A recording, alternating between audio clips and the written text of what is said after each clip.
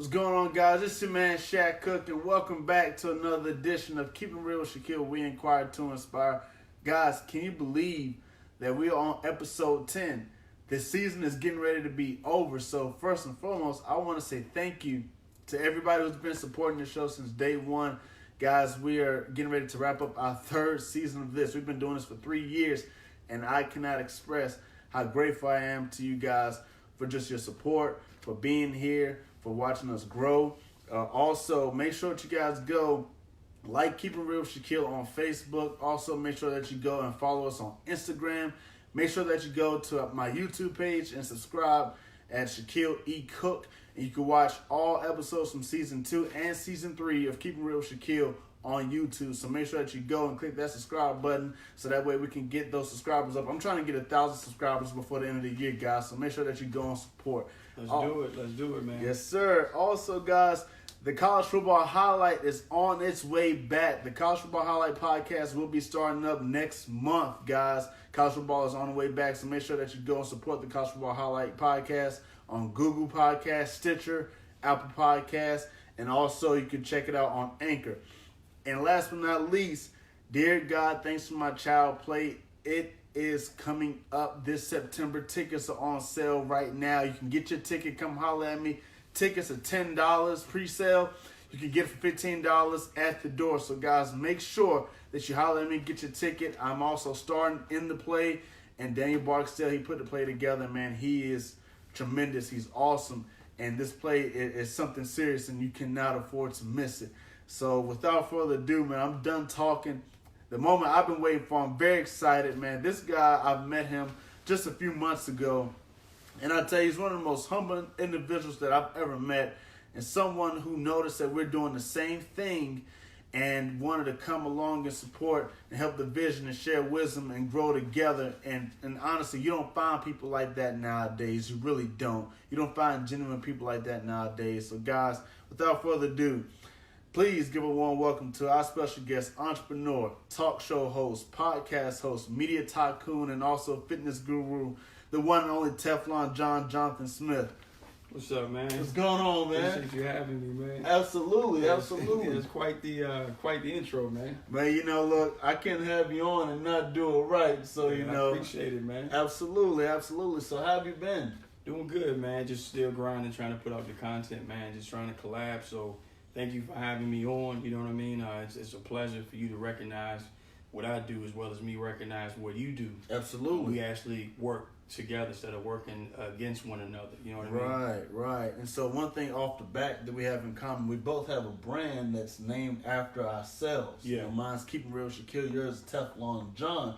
So just talk to me about how did you get started building your brand? Well, building my brand, man, I realized by talking to somebody that you are the brand already. And growing up, you see it tattooed on my arm is Black Ops. So I had a rap group, make beats. I'm about to get back into producing now. And one of my rappers, Big Jerm, special shout out to Jeremy Elliott, he actually started calling me Teflon John. He's like, man, you seem like you go through a lot and nothing phases you. Right. Like you got Teflon as non-stick surface, and then you got bulletproof vest. So he was like, making that a reference. Oh, wow. You know what I'm saying? Like a little comparison. So it just stuck, man. I just like the ring, and that's what we rolled with, Teflon John. Absolutely, man. So now, obviously, you're in the media field. Like, you do a lot. So, you have your show, your podcast, and also a show that you shoot and go live with on Facebook. So how did you get involved in the media field? Well, the media, man, is always something I had a love for ever since a kid, man. Like from VCRs. I was always the one that somebody calls to come and hook it up. Right. You know what I'm saying? So I always loved the fact that this one device can entertain people. This one device can bring people together. And, when we got used to these cell phones and realizing how important they were, man, I really wanted to get involved in how do I get people's voices out. Right. So initially I started off, man, by just wanting to help people like pastors or people that's already influential figures get their brand out. And then one of my pastors, shout out to Nicole Bonds, actually encouraged me to step from behind the camera and do my thing, man. And here we are. Wow, and it's a small world, man, and I believe God really connects us because you said Nicole Bonds. Yeah. what's the name of the church again? Life Church. Life Church. You know what's crazy is I actually work with one of the ministers there at the church, and I actually know Jasmine, and Jasmine. I know Pastor Bonds, and through Jasmine I was able to connect with her. So I mean, gosh, I had to stop right there and just acknowledge that, like, it's a small world. Yeah, real small, man. And so now, what inspired you to start, like, your show in particular? Because your show, you motivate. I was watching your show last week, and you were talking about getting ugly, and just how we need to start appreciating the little small milestones to help us get to where we're trying to go. And it's very encouraging. So how did you get into using that media platform to encourage and inspire people? Well, actually, man, I used to work at a job that I hated. Loved the people, but I hated. And so I came home one day and I was frustrated, and just out of outlet, I said, man, let me try this live thing.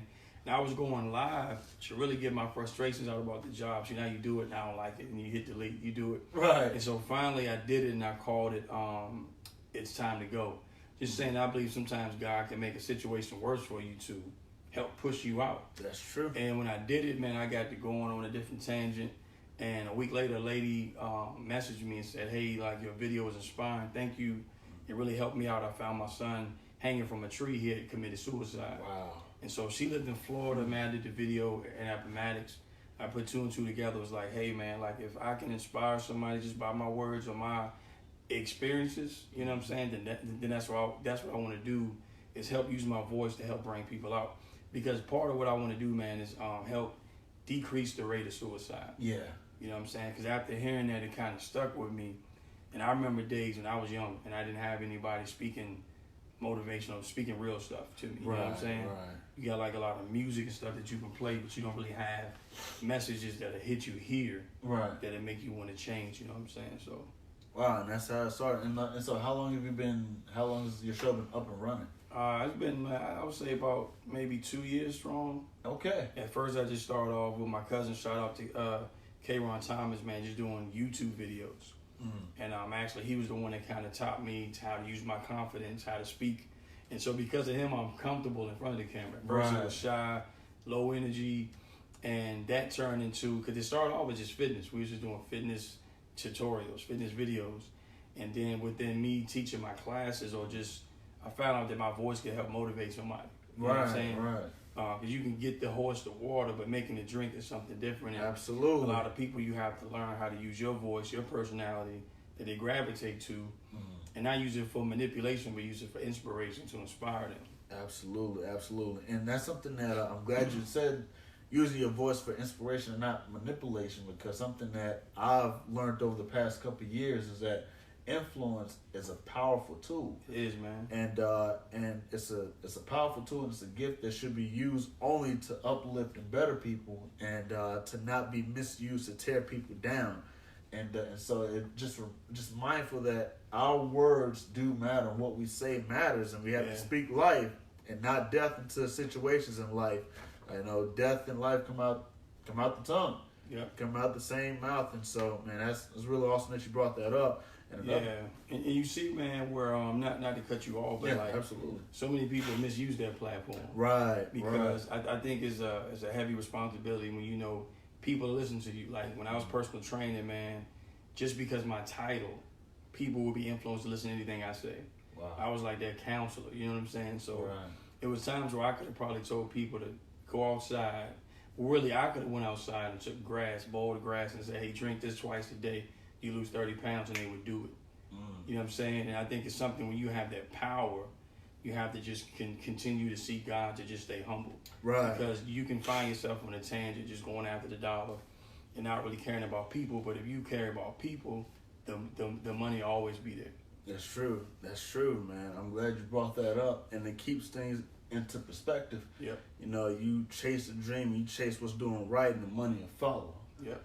That's absolutely. And so you brought up health, wellness, working out, and so you're also a fitness guru. And so how did you get into this constant habit of remaining healthy, and just kind of talk about what you do as someone who promotes health and wellness your responsibility with it, and how important it is to take care of ourselves with all that's going on, what we all do in our lives. Yeah, I think it's very important, man. How I got into fitness, being a personal trainer, was, I was always an athlete. Yeah. I played Perrymont Elementary. I played at Dunbar Middle School. Yeah. Sandusky, EC class, and so when I graduated, I didn't go to college to play sports. So working out and fitness was the closest thing that kept me on that competitive edge. Mm-hmm. And what happened was, man, I had separated my shoulder. And I was just, being honest, I was just working out to get bigger, man, just to be in shape. It wasn't about being healthy. When I separated my shoulder, I had to go to physical therapy because I couldn't lift like 20 pounds because the AC joint was partially separated, right? And so when I went to physical therapy, I seen a different side of training, how we can help rehabilitate people that can't move, rehabilitate people that maybe can't walk or maybe not experiencing the best quality of life due to an injury, man. And it really piqued my interest in, like, man, why don't I use this as something to help people? Right. And there's a correlation between people getting healthy and taking control of other aspects of their life. Yeah. Going after goals, being more spiritual, being more disciplined, because when you're going after, health goals, first thing you're going to do is sacrifice. Right. So you're sacrificing, not overeating, you're sacrificing certain things that may be good to the body but not good for you. Right. And I think that's a correlation between the actual spiritual man, because, when we serve God, sometimes we have to sacrifice what may be good to the flesh but not good for you. Right. And so I love that aspect of fitness, that if you train somebody, eventually, man, you'll see them reading their Bible. You see them focusing on personal development, because you're going without a lot of stuff that you shouldn't need. Right. But as far as me getting into it, man, right now I have a back injury. I was born with spinal stenosis. I didn't know what that was until I hurt my back doing squats. So now I'm kind of getting back into shape. I've always been training people, but I'm at the point now where I can get back into shape. Where I can work around the injury. I also sell Herbalife. They have some real good products, man. And so I just like to put myself in a position where somebody wants to know knowledge. Right. You know what I'm saying? Because I believe in, the Bible says our people perish for the lack of knowledge. Absolutely. You see a lot of us African Americans, man, we're dying from high blood pressure, diabetes, stuff that we didn't learn about in school. And I believe that if we can educate one another, man, and really change our perspective, like you said, really change our view of food, we can really get in control of our life. Man, that's true, and I'm glad you brought up that correlation between taking care of yourself and then you start to see that other areas in our lives begin to start being in order, and that we start taking control over those things. Yep. And the thing is, I did an episode not too long ago, I think last season, where I was pretty much talking about fasting. When we say no to one thing, we're saying yes to another. Mm-hmm. When we're saying yes to eating healthy, we're saying no to diabetes. Mm-hmm. When we're saying yes to the spirit, we're saying no to the flesh. And every action has a reaction. Mm-hmm. And so something that you brought up was sacrificing. I want to ask you, how much have you sacrificed with time with family, even like time with friends and hanging out, to build your brand, to work, and then not even just that, but also finances. Because it takes finances to build a brand, to buy the equipment, so you have to sacrifice, maybe going out to eat. So just briefly talk about that, the importance of it from your perspective. Yeah, I think it's very important, man, to know balance. Right. Because you can't be all things to all people. Right. You know what I'm saying? So, and what I mean by that is, while we're here doing this, I'm not a husband, I'm not a father, I'm not a son, because if they call it, I can't, because I'm busy. Right. And so realizing that you got to have balance, because you can't just take a deep dive into building your brand that you lose the foundation somewhere else. Right. You know what I'm saying? So I always try to incorporate my wife in anything I do. Incorporate my mother and kids. I don't care. She doesn't know about the camera. I'm actually, hey, now, what do you think about this? Or, and not just forcing her to kind of, enticing her to watch my videos, but just keeping her in the loop of what I'm doing. So that way she feels involved, and even the kids, man. So, It's a challenge because normally during the week I have certain days where I don't do any content. I have a day where I have an administrative day for me where I may work on my website, work on some type of ideas. But then I have days where I'm just chilling with the family. Yeah. And then let's say, because my wife goes to bed early Friday night, that's my late night to go and do what I got to do. Right. And so I think you got to be very wise because while you're building something else, you could be tearing down something else. That's true. At the same time. As far as finances, yeah, you got to invest in yourself. Now do that, I would say be wise because if you look at it, like me and you just talked, if you looked at the money that you would spend, if you spent $5 at McDonald's every day, take that money out, transfer it from your bank app into a savings account every day, you would have almost, a little over $125, $135 that you could really buy something. So sometimes it's not that we don't have the money to invest, is we've spent it somewhere else. Right. And it's been times where, hey, I wanted to buy a new pair of Air Max, or I wanted to buy this, or go out to eat. You know what I'm saying? But I don't let the family sacrifice. I sacrifice my personal things and I buy a piece of gear. Yeah. Because I feel like, and I got the faith that if I continue down this path, that we'll be able to eat, do anything that we want. Yeah. You know what I'm saying? Because I'm sowing seeds into myself. And as far as me sacrificing, there's times I want to play my PlayStation to keep it real. Mortal Kombat 11 came out. I haven't played it a lot. It's times I want to watch TV, catch up on Netflix. It's times I want to lay down, But it's like, I go to the gym. It's like, man, let me do a video. Right. It's always, people make time for what's important to them. And that's what I can say is if you want to know where somebody's heart is, where their passion is, even if they were deaf and mute, watch where they spend their time. That's what's important to them. Yeah. So a lot of times when I was saying, I didn't have time to do a video, I didn't have time to do this, well, really I'm saying it's not that important to me. And so really, if I believe in what I'm doing, I will continue. And it's really not the videos, it's really not being seen. It's me committing to this course of action of shooting videos, pictures, editing, and getting that content out there to the people. Because it's really about me changing lives, man. Like if people are not being positively affected, then I'll just stop. Because you can lead people off a cliff or you can help them onto another level. And so sometimes you're the dude at the top of the cliff pushing them off. But you can also be that dude at the top of the cliff giving them the hand. And I just try to be the one that's going to give them a hand because I've never seen, until social media came out, man, like suicide is at an all-time high. Depression's at an all-time high. And I believe that outside of like going after the material things, we need people in this world to stand up and tell people like what it's really about. You know what I'm saying? Reading your Bible, falling in love with God, repenting, you know what I'm saying?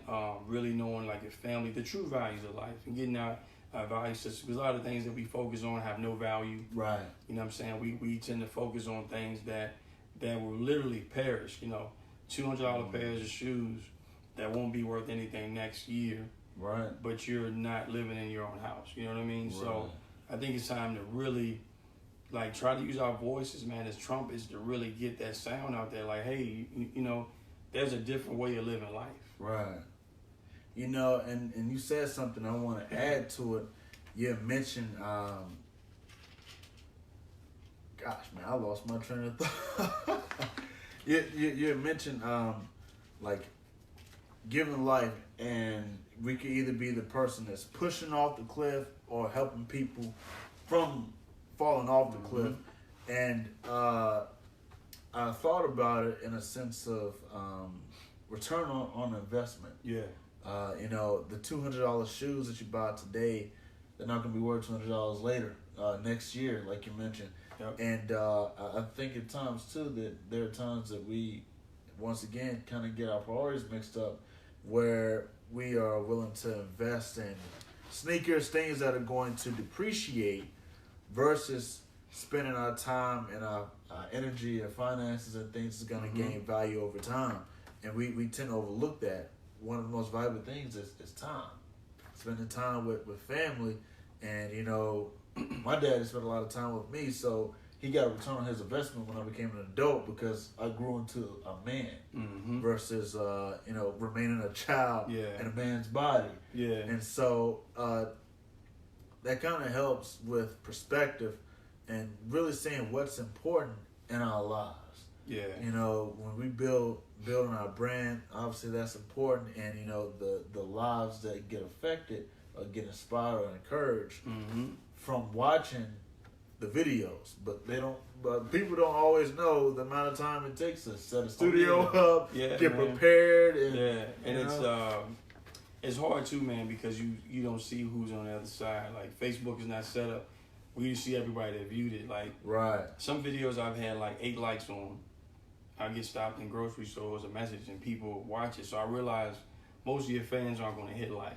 Right. And if you do it for the likes, if you do it for the shares, you're not going to last. You know what I'm saying? Like I said, if you commit to that course of action, and I always compare it to me being a mailman for God. Like, I've never seen a mailman come by my house and wait till I get off. You know what I'm saying? With the mail in his hand. He does his job, man. He drops it off and he keeps it moving, whether you choose to go to the box or not. Oh, man. And I think it's that times, man, where we just like, yo, I'm going to commit to positive, motivating talk shows, you know, or whatever it is. Continue to do that with the hope that, hey, one day this will be taken to the next level. Yeah. Because if we focus on that small thing, which is a distraction, which are the likes, which are causing people to get depressed, commit suicide, people to get divorces. If we focus on that, then we've taken our eyes off the real issue. You know what I'm saying? Which is your purpose, your why. Why are you doing this? Right. Why are you turning on the camera? Why are you talking to people? You know what I'm saying? Is it your goal to be seen, or is it your goal to be impactful to people? And I think is that you have to really check your motives, man, because you see a lot of people that come off one way where they not build a brand, they build a facade, they build a more of a persona. And then when you meet these people, they don't care about people. They're nasty to each other. They don't have time. You know what I'm saying? So I definitely didn't want to be that. But I think your brand, you have to be very brand aware, because your brand, your gift can make room for you, and you can also shut down opportunities for your gift by not investing in your gift, by not. Because say like if you don't want to be like next year when me and you do a show on this date, July 25th, 2020. Our quality should be stepped up. Exactly. The way we talk should have stepped up. Exactly. Backgrounds, lights, you know what I'm saying? So our goal is to grow over time, because what happens with grocery store, and you see it now, like Toys R Us, Sears, these guys are shutting down because they're not keeping up with time. And I think as far as being a motivational speaker, being an influencer, or being a brand, you have to ask yourself, what makes you different? Why are they going to tune into you versus over here? And so that's where it becomes, okay, I got this gift, I'm talented, but how can I cultivate it? Who can I learn from? Who can I connect with? What seminar can I go to? And that's really, man, like some people criticize me. I'll go 3 days where I don't do content because I'm learning. I'm doing something different. But there's enough content for them to catch up with. So they're like, man, I just seen this video. Oh, I done that 2 weeks ago. So I'm not so caught up into the content that I don't forget to build myself. I should be growing just as much as my brand. Absolutely. Because your brand is who you are. And so while we're on the topic of brand, what is something that you would say to someone who is planning to start their own brand? So I would say if you're planning on starting your own brand, research the market that you're in. One thing that a business does is it researches the market, the demographic, and the customers. So I'm not going to just make, if I'm a pizza restaurant, I'm not just going to make any old type of commercials or put out any old type of content. I'm going to see the content that my followers actually like. What are they into? What do they want to hear? Sometimes the biggest mistake that we can make by brand creators is we are selfish when it comes to creating content. We're not looking at what our followers or what our listeners want to listen to. Imagine going to church on Sunday and the pastor's talking about what he did last week on vacation. That's not what his listeners for their demographic want to hear. They want to hear the word of God. And so what you have to really do, research the market and figure out who are you. You know what I'm saying? I would say being brand aware is also being self-aware. So I would never go on social media or start a brand if you don't know who you are first. Because self-awareness is key. Because you can lose yourself doing this to where you're really, it's like wrestling. You know what I'm saying? Like when it's time to perform, you turn the camera on and you do your thing, but then you're still this lost soul. So I would say know who you are, be self-aware, study the market, and learn, and then pick one type of platform. You know what I'm saying? Whether it be voice, podcast, whether it be audio, podcast, or Stitcher, or songs, or if you're an artist, whether it be visual, you know what I'm saying, or whether it be written blog. Find out what your gift is. Start there. Find one social media platform, Facebook, Instagram, whatever. Dominate that and learn it, and then move on. Build your following, but never forget to interact in that community as well. Like, don't just post stuff and you're not going on liking other people's stuff, Right. commenting, because organically you're not going to get involved in that community. No one's going to know who you are. Yeah, that's the truth. That's the truth. Make sure that you get involved. And then also, man, the point that I love that you said was know who you are, because you can get lost. Yeah. And we see that all the time in Hollywood, where these celebrities get lost on drugs and alcohol and don't know how to cope with the attention that comes. And Yeah. like you said, they put on a persona, but in real life, in all actuality and in reality, completely different. Yeah. You know? It's very important, because when you were born, when I was born, right, when we came into this world, another person gave us a name, because we didn't know who we were. Right. And you can imagine not knowing who you are and somebody seeing your potential. They're going to make you do crazy stuff. It was a movie called Living Large back in the day. Yeah. And you remember I had the dude that played Carlton from Living Single. Yeah. And he was a news reporter from the hood. And before you know it, he was slowly changing into someone that he wasn't. You know what I'm saying? He was like selling out. And it's crazy, because you can start off by knowing, okay, this is my goal. That's why I stress the importance of knowing your why. Because when you know your why, no one can help come in and pervert your vision or pervert your dream, or what you're doing. You can start off by doing a talk show about motivational stuff, and you can get kind of twisted on that VH1 type tip where you're making, because it's easy. Like, we could sit here and have 100 more listeners. We were sitting up here dogging people out, talking about people, running through, the gossip of the day. But that's not who we are. That's not what we chose to actually do. Right. So by us knowing who we are, and that's not the content that we'll make, 9 times out of 10 we probably won't do that.